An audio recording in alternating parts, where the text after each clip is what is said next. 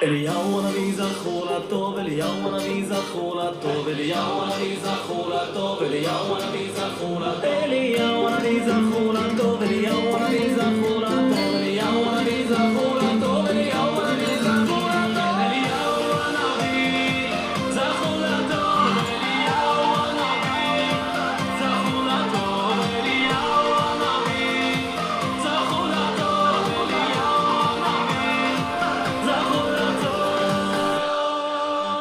Eliyahu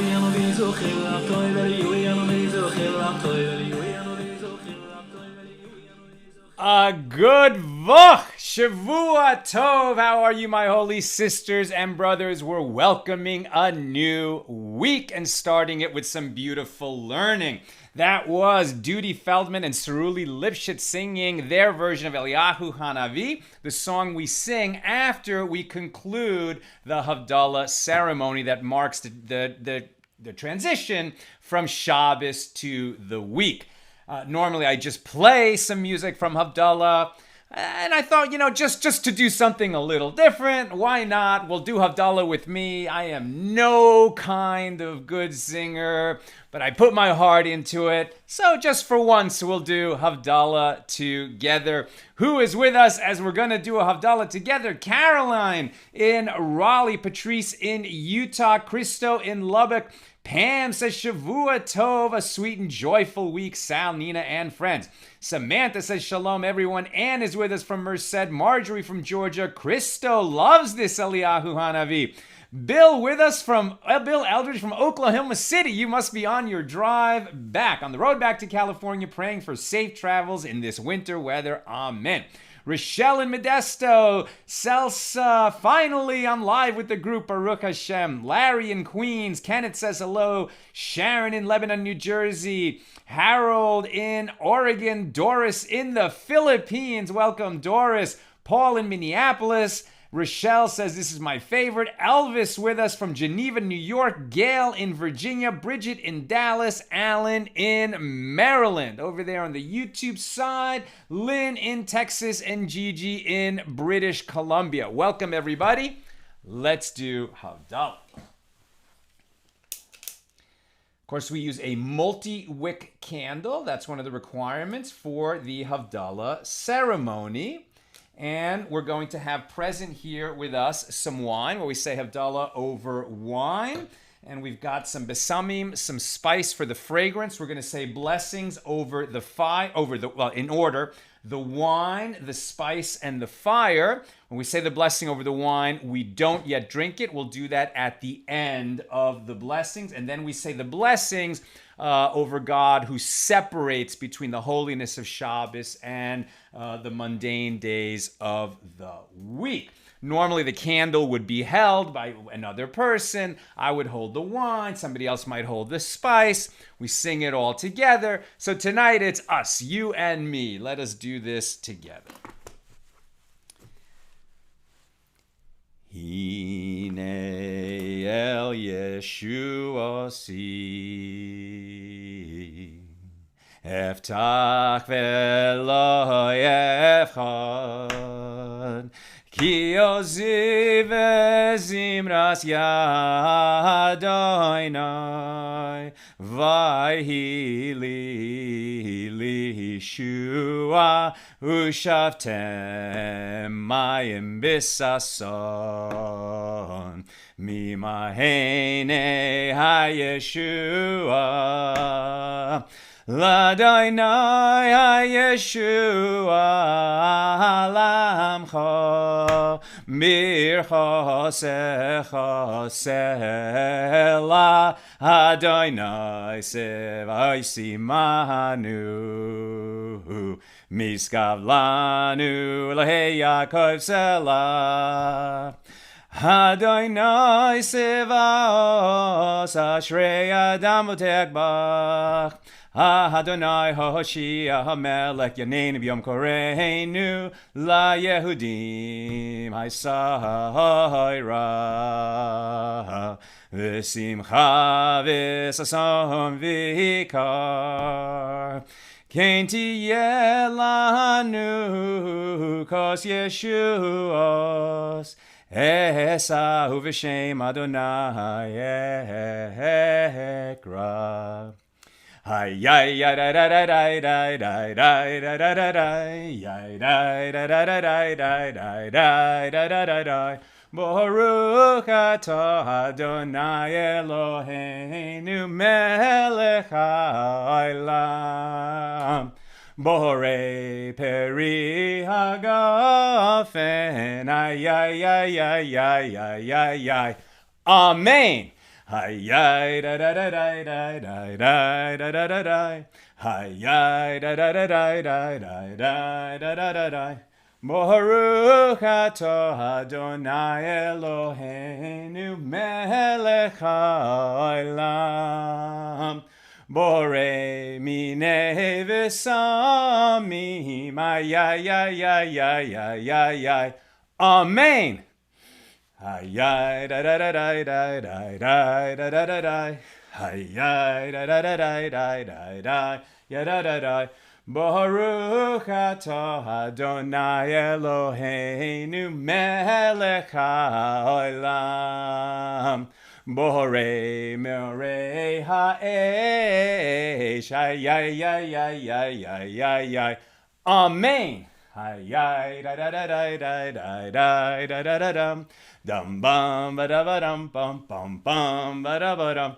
Baruch atah Adonai Eloheinu melech haolam.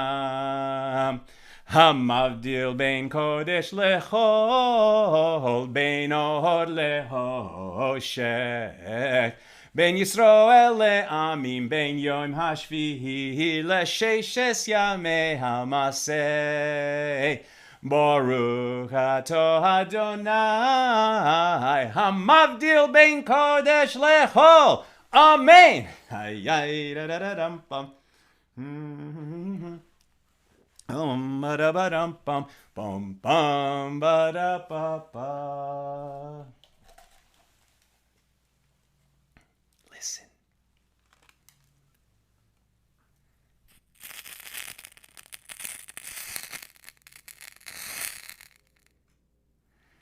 The sizzle of the flame being put out in the wine at Havdalah reminds us of the first moment that God created the universe. How are you, my holy sisters and brothers? It's great to be with you. Let's start the new week with some beautiful learning. That was Havdalah. If you have questions about it, put it in the questions and comments, and I will be coming back around to it at the end of the class. Okay. Here we go. Where are we holding? All right, we are on Daf Pei Daled. That's page 84 here in Tractate Pesachim, the fourth volume of the Talmud, the laws of Passover. We are in chapter 7. Tonight we'll be discussing Mishna number 10 in chapter 7 and opening our discussion of Mishna number 11. We're in the second half of this tractate. We're discussing the laws of the Korban Pesach, the Paschal Lamb, the Passover offering. Tonight, we're going to be asking, well, when that's an offering we haven't been able to bring since the temple was destroyed 2,000 years ago. But when the temple is standing, and God willing, it will be again when the third temple is rebuilt and the Messiah comes, then we'll be able to not only study these laws, but observe and enact them. So when we're finally able to bring the Passover offering, tonight's Mishnah asks, well, which parts of the offering do we actually eat so that when we eat that part of the offering, we have fulfilled our obligation to not only bring the offering, slaughter the offering, at least our agent does it in the courtyard of the temple. It's slaughtered properly. A little bit of its blood is sprinkled on the altar, just a few little parts of it, the fats, are burned on the altar, and then our agent, the one member of our group who went into the temple, brings the whole lamb out. He has been careful to keep it in a state of tahara, a state of ritual purity. Now he brings it out. We roast it whole over a fire. And when it is finally roasted and ready to eat, all of the members of our group who registered to eat on this particular lamb have to eat at least an olive-sized morsel of it. Now, are there parts of the lamb or the young goat that would not count as actually eating a part of the lamb because they're not really food? That's the question that's being asked tonight. Let's get into it. Mishnah number 10 here in chapter 7. Anything that is fit to be eaten in an adult ox whose bones have fully hardened may be eaten in a young kid, right? Meaning a young lamb or a young goat. It has to be at most a year old, the lamb or the goat, and at least 8 days old. That's when it's qualified to be eaten. And for example, an 8-day-old goat or an 8-day-old lamb is so young and tender, it's like its bones haven't fully hardened yet. And some of the parts of that animal, which will later be too hard to eat at this early stage in its life, are actually soft and edible. But because they will later harden into an inedible piece, now the question is, if we eat them now, have we fulfilled our obligation?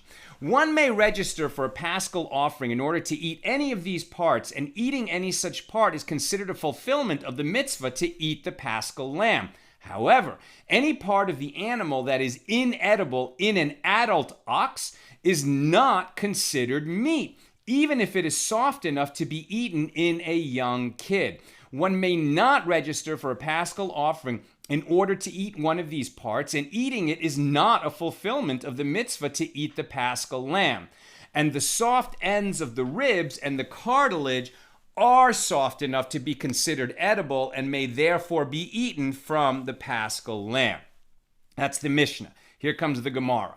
Rabbah raised a contradiction. We learned in the Mishnah that anything that is fit to be eaten in an adult ox may be eaten in a young kid, which indicates clearly that anything that is not eaten in an adult ox is not even when it comes from a young kid.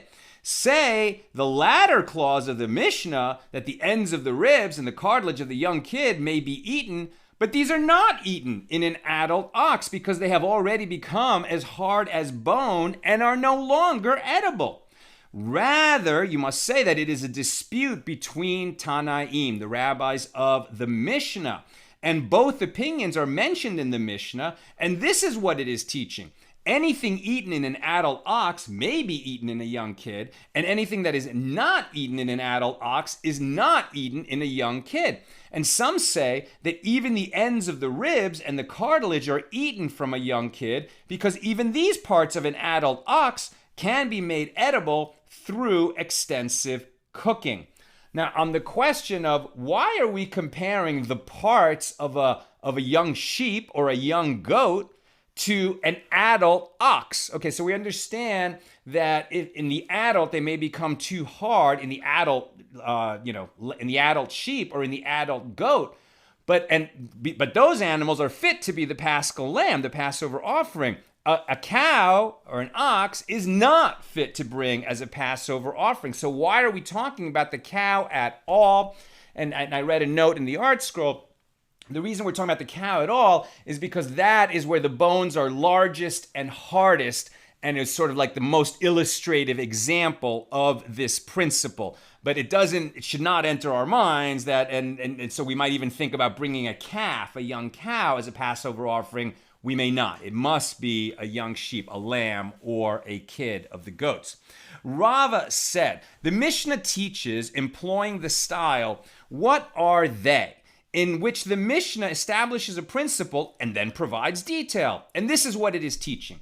Anything that is fit to be eaten in an adult ox through cooking may be eaten in a young kid through roasting, right? So there are parts of the cow that you could never eat even if you roasted them, but if you cooked it, right, in like if you boiled it for hours and hours and hours, it would actually become soft enough. We're not talking about bone, of course, but there are parts of the sinew and the cartilage of a cow that if you boiled it long enough, it actually would become soft enough to eat. And those parts have corresponding parts in the sheep or the goat. And in the sheep or the goat, which is a smaller and slightly more tender animal than the cow, through roasting, they could become soft enough to eat as well, is what Rav is saying to us. Even if this part of an adult ox cannot be made edible through roasting. So even if roasting wouldn't bring that part of an ox to be soft enough, if it could be made soft enough by roasting the lamb or the kid, it's going to work, right? But it has to be soft enough in the cow that with some form of cooking, it could be rendered edible, even if you had to boil it for hours and hours. And what are these parts? These are the ends of the ribs and the cartilage. That's why these were mentioned in our Mishna, that these are the parts of an ox that normally they're way too hard to eat, but there is a method of cooking them that could render them eventually soft enough to eat. And in a lamb or a kid, you could actually reach that softness for the ends of the ribs and the cartilage just by roasting. It was taught in a Baraisa in accordance with the opinion of Rava. Anything that is fit to be eaten in an adult ox through cooking may be eaten in a young kid through roasting. And what are these parts? They are the ends of the ribs and the cartilage, and the soft sinews are judged as meat. It was stated that the sages disputed the issue of sinews that will eventually harden but are currently soft. Rabbi Yochanan said one may register for them in the Paschal lamb. Resh Lakish said one may not register for them in the Paschal lamb. The Gemara explains, Rabbi Yochanan said that one may register for them in the Paschal lamb because we follow the current condition of the sinews. Since they are edible in the current state, they are considered meat. Reish Lakish said that one may not register for them in the Paschal lamb because we follow the eventual condition of the sinews and they eventually become inedible. So the ends of the ribs and the cartilage in an adult ox can be rendered edible through cooking, and in a kid or a lamb they can be rendered edible just by roasting. The sinews are rendered edible by roasting in the lamb or the kid, but in the adult sheep or the adult goat, even by cooking or certainly by roasting, you're not going to be able to render them edible. And so according to Reish Lakish, since in the adult sheep or the adult goat, those sinews are going to be inedible, then even in the young one, where they're edible now after roasting, we're not going to consider that food. And one who eats only the sinews of the lamb or the kid is not going to be considered to have fulfilled his obligation to eat part of the Passover offering. That's in the opinion of Reish Lakish. Rabbi Yochanan says we look at it the way that it is now. It's edible now, so if you eat that piece, you fulfilled your obligation. Who is going to win this dispute? Normally, when it's Rabbi Yochanan versus his student/colleague, Reish Lakish, Rabbi Yochanan is going to prevail. Let's see if that happens here. Reish Lakish raised an objection to Rabbi Yochanan. It was stated that anything eaten in an adult ox may be eaten in a young kid. And what are these parts? The ends of the ribs and the cartilage. This indicates that with regard to these items, yes, they may be eaten. But with regard to the sinews that will eventually harden, no, they may not. This contradicts the opinion of Rabbi Yochanan. Rabbi Yochanan answered Reish Lakish saying it taught these, the ends of the ribs and the cartilage, and the same is true for those, i.e. the same law applies to the sinews that will eventually harden. What is the reason that people may register for these, the ends of the ribs and the cartilage? It is because they are eaten in an adult ox through cooking. These too, the sinews that will eventually harden, can be eaten in an adult ox through cooking. Rabbi Yirmiyah said to Rabbi Avin, when you go before Rabbi Abahu, and we've seen this before, right? Rabbi Yirmiyah says to Rabbi Avin, who I think is his son, when you're in front of Rabbi Abahu, who's an elder in their generation, raise the following contradiction to him. Did Rabbi Yochanan actually say, with regard to sinews that will eventually harden, people may register for them in the Paschal lamb? Which would apparently indicate that we go according to the current condition of the sinews. But Reish Lakish asked Rabbi Yochanan, with regard to the hide of the head of a young calf, which is still edible, what is the law with regard to the possibility of it becoming ritually impure as food? Right, so now it's like Rabbi Yochanan and Reish Lakish had a different argument about something completely different but related. which is with regard to the hide on the head of a calf, right? So the hide on the head of a cow is not going to be edible. But on a calf, I guess it's soft enough, and if you cook it properly, it is edible. So the question is, if it's edible, if it's food, then it can become tameh as food, right? But if it's not food, then the different law would apply to it, and it could not become impure, ritually impure, according to the laws of food becoming impure. So, in their dispute about the hide on the head of a calf, do we view it as a food and apply the rules of ritual impurity of foods, or do we view it as a hide? And he said to him, it does not become ritually impure. Apparently, we go according to the eventual condition of the hide, which contradicts Rabbi Yochanan's own opinion with regard to sinews. When Rabbi Avin came before Rabbi Abahu and asked him this question, Rabbi Abahu said to him, whoever asked you this question was not concerned for his flour, like flour from wheat. Meaning, he did not think carefully about what he said. Because if he had thought carefully, he would have remembered that Rabbi Yochanan retracted his opinion in this regard in favor of the opinion of Reish Lakish. Reish Lakish actually prevailed in the dispute, and Rabbi Yochanan conceded to Reish Lakish that he was right. And Rabbi Yochanan said to him at the end of their discussion on the topic, do not trouble me by asking a question based on a Mishnah that seems to prove that we follow the current state of the hide as I teach it in the singular. Meaning that Mishnah on which I previously relied about whether the hide on the head of a calf is edible is the opinion of one sage and should not be relied upon because it was a minority opinion. This proves that Rabbi Yochanan changed his mind and concluded that the status of parts of the animal is established based on their eventual condition. The opinion of Rabbi Yochanan with regard to the Paschal lamb was stated before he changed his mind. And thus we have that the halacha is as Rava first stated it. Anything that is eaten in an adult ox may be eaten in a young kid. Any part of an adult ox that can be eaten after extensive cooking may be eaten from a young kid after it has been roasted in accordance with the view of Rava, who is the last authority quoted in the Gemara on this issue. And there we actually read the Mishnah and the entire Gemara on Mishnah number 10 here in chapter 7. And now we'll open we're going to read Mishnah number 11 and just read the first few the first few paragraphs of the Gemara commenting on Mishnah number 11. Here we go. And then we'll get to your comments and questions. So Mishnah number 11.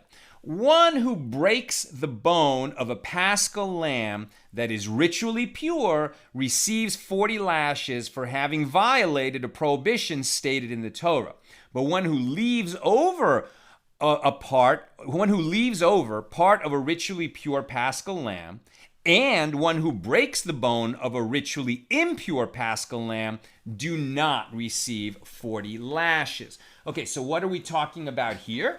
We've read before in the Torah that with regard to the Paschal lamb, the Pesach offering, we must roast it whole and, right, we must not break a bone in its body, which is going to render the marrow inside the bones inaccessible, as this discussion will show.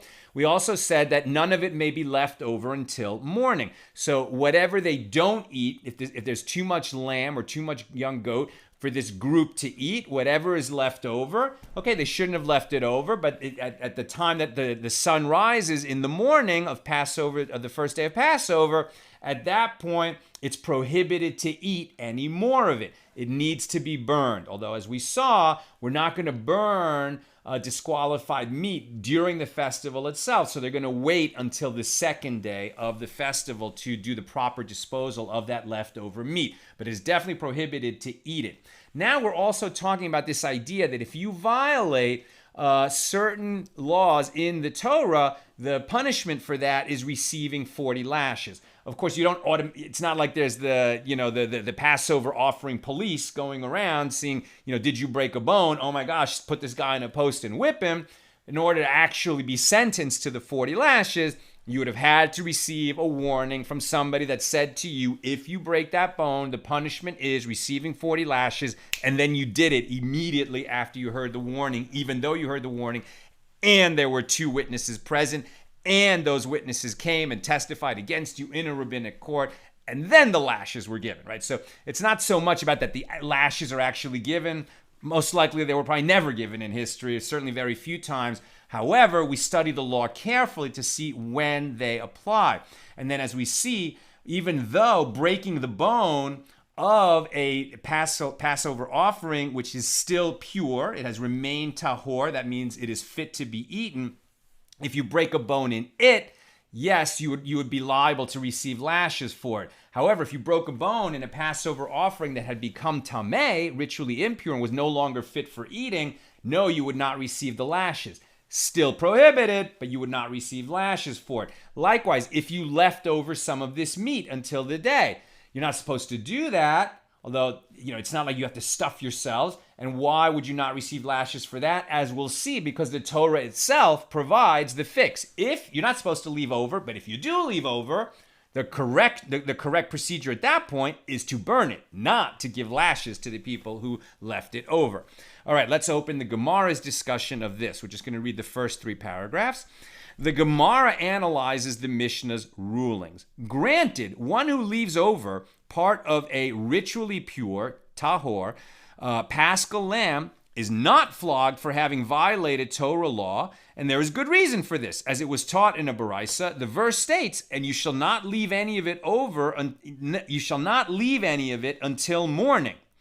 And that which remains of it until morning, you shall burn with fire. Exodus 12:10. The verse comes to provide a positive mitzvah to burn the leftover after the prohibition against leaving it over, to say that one is not flogged because any prohibition that can be rectified by the performance of a positive mitzvah does not carry a punishment of lashes. This is the statement of Rabbi Yehuda. Rabbi Yaakov says, this is not for that reason. Rather, it is because it is a prohibition that does not involve an action. The transgression is simply the failure to consume all of the meat during the allotted time, rather than the performance of an action. And one is not flogged for any prohibition that does not involve an action, right? So the omission of a required action, if you just did nothing, you shouldn't have done it. You should have done what was required of you, but the punishment for that is never lashes. We don't give lashes for inaction. But with regard to one who breaks the bone of a ritually impure paschal lamb, from where do we derive that he too does not receive lashes? And the Gemara answers that the source is, as the verse states in Exodus 12:46, in one house shall it be eaten. You shall not remove any of the meat from the house to the outside, and you shall not break a bone in it. It may be inferred that the prohibition applies in it, i.e., in a valid paschal lamb and not in a disqualified one because it became tameh, ritually impure. The sages taught with regard to the same topic, and you shall not break a bone in it. The prohibition applies in it, i.e. in a valid paschal lamb and not in a disqualified one. Rabbi Yehuda Hanasi says that this halacha, this law, should be learned in the following manner. It states, in one house shall it be eaten, and shortly thereafter the verse states, and you shall not break a bone in it, from which one can derive that any paschal lamb fit for eating is subject to the prohibition of breaking a bone. And any paschal lamb that is not fit for eating is not subject to the prohibition of breaking a bone. Right? So the idea would be you cannot break a bone in it, a lamb or a goat that is qualified and remains qualified to be eaten as the paschal offering. But once it became, because it came into contact with a corpse or a person who touched a corpse or a person who's in a state of tumah, and then the lamb became tameh. Okay, so now it can no longer be eaten. And so it would seem, at least so far what we've read, that the prohibition, don't break a bone in it, no longer applies, at least as a matter of Torah law. What is the halacha on these questions? One who breaks the bone of a paschal lamb that is ritually pure, one who breaks the bone of a ritually pure paschal lamb is flogged for having violated a Torah prohibition as stated in the Mishna. One who leaves over a part of a ritually pure paschal lamb, one who leaves over a portion of ritually pure paschal lamb is not flogged, although he violated a Torah law, because this prohibition can be rectified by the positive mitzvah of burning it. One who breaks the bone of a ritually impure paschal lamb, one who breaks the bone of a ritually impure lamb is not flogged. And it was not answered the question yet, is it prohibited by rabbinic decree? All right, that's what I have left. That's what I have for us tonight. Let's get to your comments and questions. Okay. Bill Eldridge. You know, Sal, every time we manage to get you to sing, you swear you're bad at it, and we say you're fine, and I don't think it ever persuades you. So let me be more concrete. Your rhythm is impeccable. Thank you. My rhythm is good. I know my pitch is far from impeccable. Christo Cheney, very pleasant singing voice, Mr. Sal. Lynn, wow, that sizzle was great audio. I had not heard of the thought that such a sound reminds us of creation. Yes, ma'am. Bill Eldridge, the sizzle of the candle being put out in the wine. Bill Eldridge, clarification question. Supposing that the bone split or cracked naturally in the course of roasting, firstly, does that mean you've broken the bone? Second, if it doesn't, can you eat the marrow through the naturally occurring crack? Ooh, excellent question. Excellent question. I mean, in the discussion that ensues on this page, for instance, they say that you are not permitted to like take a red hot poker and burn a hole in the bone in order to get at the marrow, because you might break the bone, right? Because they don't want you to mess with possibly breaking the bone. You're certainly allowed to roast the lamb. So I think, I'm not sure, but I think if a bone somehow broke by itself in the process of roasting, that would have to be considered, you know, something that you did with no volition at all. And I don't think the person could be blamed for that, you know, unless you could show that there was some kind of negligence, that he arranged the lamb on the spit in a negligent way where it would, you know, be much more likely to end up broken. But then it's such a good question you ask. So even though it's not your fault, you didn't break the bone on purpose, somehow it broke. And now the marrow is accessible. May we eat it? Interestingly, there is a law that's related. It doesn't answer your question, but it does say one may register for a paschal lamb in order to consume the marrow of the head, but not in order to eat the marrow from the thigh bone, because it cannot be removed in a manner that will ensure that no bone is broken. Right? So when you're thinking about how much lamb we have, we're going to have, let's say, a very large group, and we're only going to be able to give an olive-sized piece of meat to every person, and even that won't suffice. We won't have enough in terms of just like the actual, you know, meat. So we're going to have to let them eat, you know, these ends of the ribs and the cartilage, etc. So we can give the marrow of the head, because that's accessible, I guess, through the nostril of the skull. But we can't plan to give the marrow of a bone, because there's no way to ensure that we could get at it without breaking. But your question is, well, what if no one broke it, but it broke naturally? So maybe that's an act of God that allows the marrow to be eaten. But I'm not sure. I'm not sure what the answer to your question is. Very good question. And finally, Michael Diamond. Hi, just watch your movie, When Do We Eat? Poster back there. That was Nina and my first movie. We wrote it together. I directed it. It's about Passover. It's a comedy. It's available on Amazon Prime, Apple Movies, Roku. Lots of ways to see it, and you can even buy a signed DVD from us. So Michael says, just watch your movie, When Do We Eat? The scene with the lamb being roasted, just like the times of Moses, was great satire, but brings me to ask a question. When was the first paschal lamb slaughtered for Pesach? Well, the first lamb was slaughtered in Egypt, right? The night before our departure. So that is what we're remembering.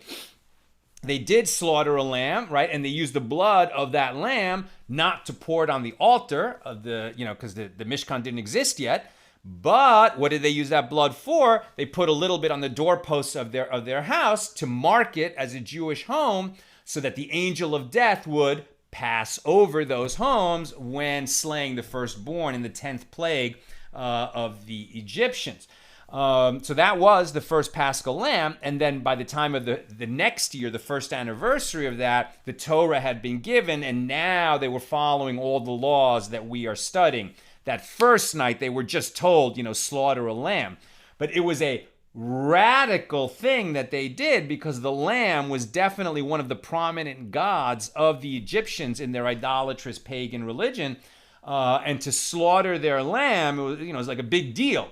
But that's what they were told to do by God through his prophet Moses, and they did it, and obviously went well for the Jewish people. And it also says, that there was the Erev Rav, the mixed multitude that joined the Jews and left Egypt, meaning non-Jews who joined the Jews. So what we don't know, I don't know, I haven't read a source about this, did the Egyptians who left with the Jews actually slaughter a lamb and then not suffer the plague of the firstborn, the death of the firstborn? I don't know. I don't know the answer to that question. I'd love to learn more about that. But what we also do have a tradition is that there were Jews who did not leave Egypt. They had it good there. They had sort of turned their back on their people, assimilated with the Egyptians, might have even become slave owners, and planned to stay. And we have a tradition that those Jews actually perished. God did not like that. They separated themselves from their fellow Jews, and they all perished in the 9th plague, the plague of darkness. These issues are not addressed in our film When Do We Eat, which is a raucous, dysfunctional family comedy set around a Seder, which we highly recommend to everybody. There's a lot of fun and comedy and Torah and Hasidus, sort of hidden inside. It is rated R. We made it at a much earlier stage in our journey. We probably would have been a little less edgy if we had made the movie more recently. But we certainly stand by its character and comedy and story work. So and acting as well. There's a lot of people who became stars. Some were stars already. And I can say I gave Max Greenfield his first starring role. He's become a big star. Ben Feldman, Shiri Appleby, in addition to Michael Lerner, Leslie Ann Warren, and it was Jack Klugman's final film. Also Mark Ivanier, and Meredith Lynn Scott. I mean, we had an amazing, amazing cast. Adam Lamberg, who's already pretty big. See the movie, When Do We Eat? By the time we finish this, you're going to know so much about Passover, and then when you watch a movie about Passover, you'll have a good time. All right, my friends, that's what I've got for us this evening. You should be blessed with a beautiful Saturday night and a great week to come. A good